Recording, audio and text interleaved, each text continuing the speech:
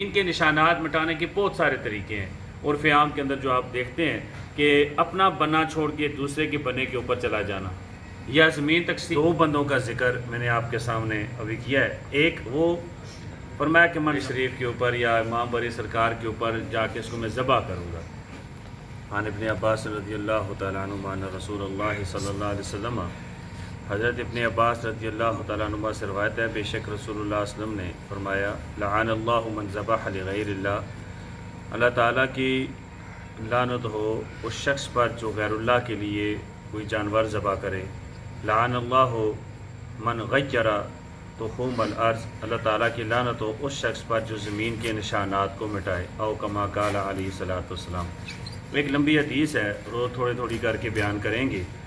نبی کریم صلی اللہ علیہ وسلم نے اس حدیث میں کچھ لوگ ایسے ذکر کیے ہیں جن کے اوپر اللہ تبارک و تعالیٰ نے لعنت بھیجی ہے، جن میں سے دو بندوں کا ذکر میں نے آپ کے سامنے ابھی کیا ہے۔ ایک وہ فرمایا کہ من ذبح لغیر اللہ، اللہ کی لعنت ہو اس شخص کے اوپر جو غیر اللہ کے لیے جانور ذبح کرتا ہے۔ آپ جانور ذبح کرنے کے غیر اللہ کے لیے دو طریقے ہیں۔ ایک طریقہ یہ ہے کہ آپ جانور کی گردن پہ جب چھری چلاتے ہیں اس وقت اللہ کا نام نہ لیں، کسی اور کا نام لے لیں، یہ ہو گیا غیر اللہ، یعنی اللہ کے علاوہ کسی کا بھی نام لے لیں، یہ ہو گیا غیر اللہ۔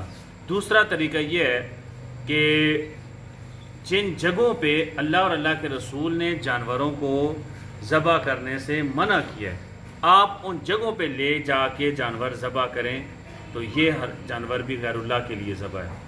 مثال کے طور پہ آپ منت مانتے ہیں، آپ ایک بات کہتے ہیں کہ یہ میری بکری نے اگر بچے دیے تو اس میں سے جو نر ہوگا میں اس کو اسلام آباد جا کے گولڈے شریف کے اوپر یا امام بری سرکار کے اوپر جا کے اس کو میں ذبح کروں گا۔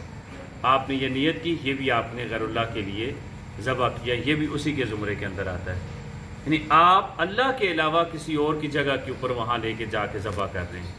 آپ یہاں پر بھی ذبح کریں، اللہ تبارک و تعالیٰ نے اجر و ثواب دینا ہے۔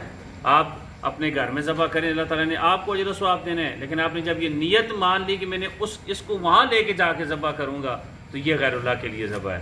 اور دوسری چیز نبی کریم صلی اللہ علیہ وسلم نے فرمائی، من غیر تخوم الارض، جو زمین کے نشانات کو مٹاتا ہے۔ زمین کے نشانات مٹانے کے بہت سارے طریقے ہیں۔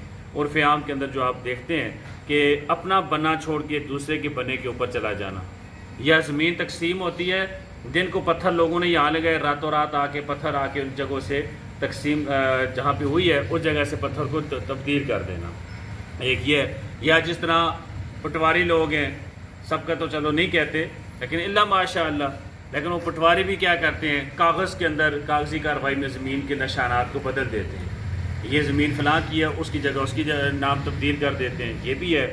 اور اس محکمے کے اندر جتنے لوگ بھی آتے ہیں، جو بھی زمین کے نشانات بدلتا ہے، چاہے وہ موقع کے اوپر جا کے بدلتا ہے، چاہے وہ کاغذی کارروائی میں بدلتا ہے، چاہے وہ زمین کا مالک بدلتا ہے، چاہے وہ زمین کے مالک آپس میں پڑوسی ہیں، وہ ایک دوسرے کی زمین کاٹ کے زمین کے نشانات بدلنے کی کوشش کرتے ہیں، کسی طریقے سے بھی ان کے اوپر بھی اللہ تبارک و تعالیٰ کی لعنت ہے۔ اللہ ہمیں نبی صلی اللہ علیہ وسلم نے جو یہ حدیث بیان کی ہے اس کو سمجھنے کی توفیق عطا فرمائے، اور اللہ تعالیٰ ہمیں لعنت شدہ کاموں سے محفوظ فرمائے۔ وآخر دعوانا ان الحمد للہ رب العالمین۔